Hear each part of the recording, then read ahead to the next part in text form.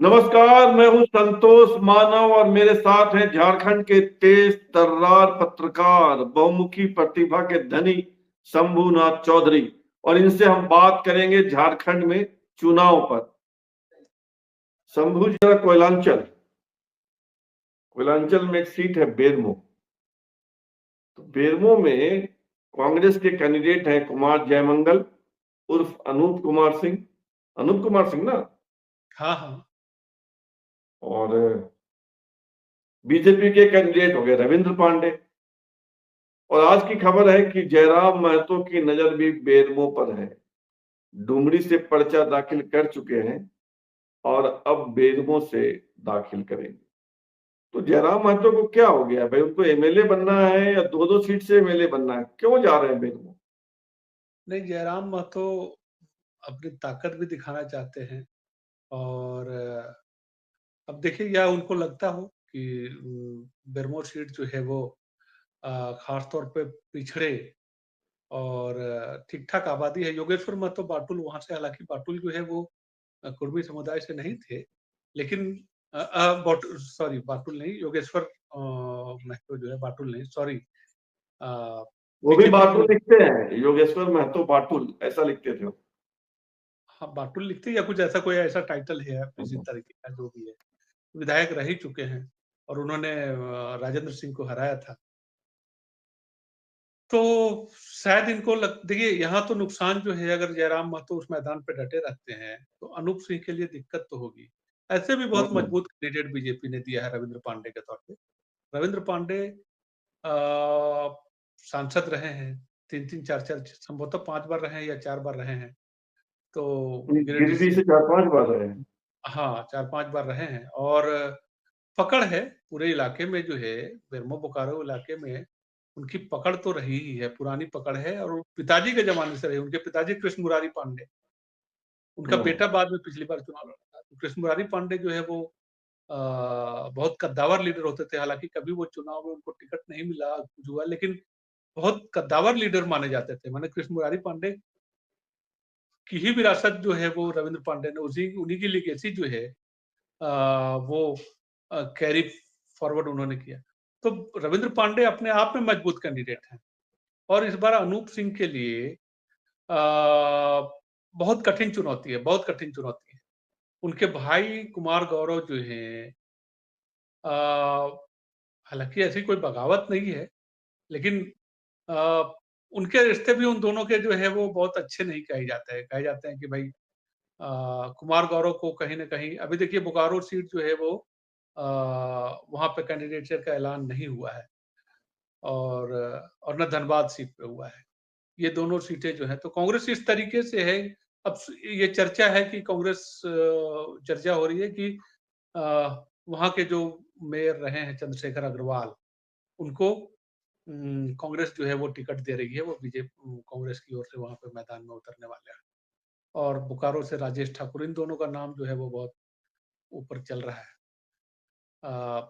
कुमार गौरव फिर बेटिकट होते हैं या कुमार गौरव की भी ख्वाहिश है, जो अनूप सिंह के भाई हैं। तो दोनों भाइयों के रिश्ते ठीक-ठाक नहीं है। हाँ, माने बहुत अच्छे तो नहीं कहे जा सकते, तनावपूर्ण तो ज़रूर हैं, कम से कम तनावपूर्ण ज़रूर हैं और भाई उनकी भी ख्वाहिश है, भैया विधायक बन गया, तो भाई कुमार गौरव जो है वो क्या करेंगे? उनको भी तो चाहिए। और राजेंद्र लेकिन ये सिंह, जो आप कह रहे हैं कि जयराम महतो के मैदान में आने से दिक्कत रविंद्र पांडे को नहीं होगी, दिक्कत जयमंगल मुझे को ही लगता है होगी। कि हाँ, अनूप सिंह को ज़्यादा दिक्कत होगी वहां क्योंकि का जो सोशल इक्वेशन है जी, उसमें बड़ी भागीदारी मुस्लिम वोटों की है। जी, करीब 15 से 20% के बीच मुस्लिम वोटर हैं बेरमो में। जी, और इतने ही करीब महतो वोटर हैं बिल्कुल। और इतने ही करीब ठाकुर हैं, राजपूत हैं जो जयमंगल सिंह होते हैं। ये बेरमो का इक्वेशन है, तीनों लगभग इक्वल है। तो अगर मुस्लिम थोड़ा भी छिटकते हैं तो नुकसान किसको होगा? अनूप सिंह को जयमंगल होगा। को। और हुँ, फायदा किसको होगा? रविंद्र पांडे को होगा। रविंद्र पांडे को। तो जयराम महतो का मैदान में उतरना किसी भी एंगल से रविंद्र पांडे के लिए घाटे का सौदा नहीं है। बिल्कुल नहीं है, बिल्कुल नहीं, जयमंगल बिल्कुल सिंह के नहीं। लिए घाटे का सौदा है। हाँ, तो अब देखना पड़ेगा कि वो कैसे संभालते हैं। हाँ, सही बात है।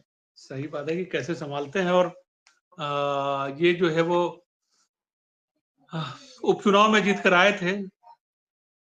पत्नी को भी उतारा था अभी धनबाद लोकसभा सीट से और अगर यहाँ जो है वो राह अगर कठिन हो गई इस बार, तो मुश्किल है, बहुत सारी चीज़ें हैं। राजनीति तो देखिए जीत-हार का खेल है, ठीक है, बहुत सारी चीज़ें हैं। लेकिन मैदान में आपका बने रहना जो है वो और देखिए इन दोनों में से कोई जीत जाए, रविंद्र पांडे जीत जाएँ, तो अगर एक बार सीट चली गई, योगेश्वर महतो को जाती थी बात, ये अलग चीज़ है। रविंद्र पांडे को अगर एक बार चली गई, तो रविंद्र पांडे जिस तरीके की राजनीति करते हैं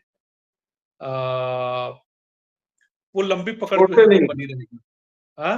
क्योंकि गिरिडीह को पकड़ा तो 4-5 बार नहीं छोड़ा, बेटिकट हाँ, करना पड़ा। बिल्कुल, बिल्कुल।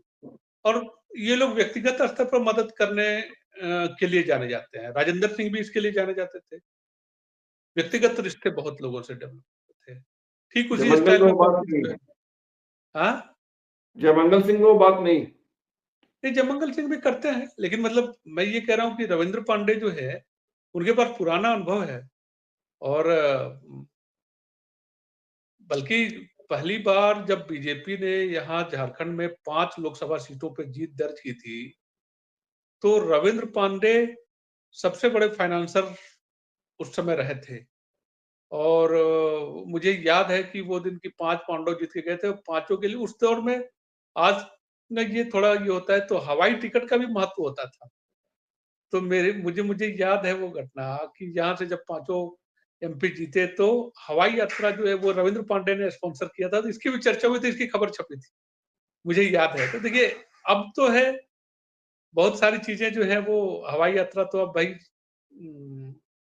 पूरे देश का आम आदमी वाला बात है। मैं तो बहुत लेकिन उन दिनों जो है वो बड़ी बात मानी जाती थी।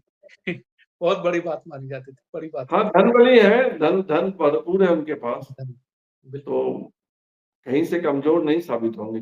हाँ, हाँ। बेरमो का चुनाव काफ़ी रोचक होगा। हाँ, हाँ। तो ये थे झारखंड के वरिष्ठ पत्रकार शंभूनाथ चौधरी। इनसे हम झारखंड में चुनाव को लेकर समय समय पर बातचीत करते रहेंगे। फिलहाल इतना ही और आपसे आग्रह है कि आप इस चैनल को सब्सक्राइब करें, ज्वाइन करें, लाइक, शेयर और कमेंट करें। बहुत बहुत धन्यवाद।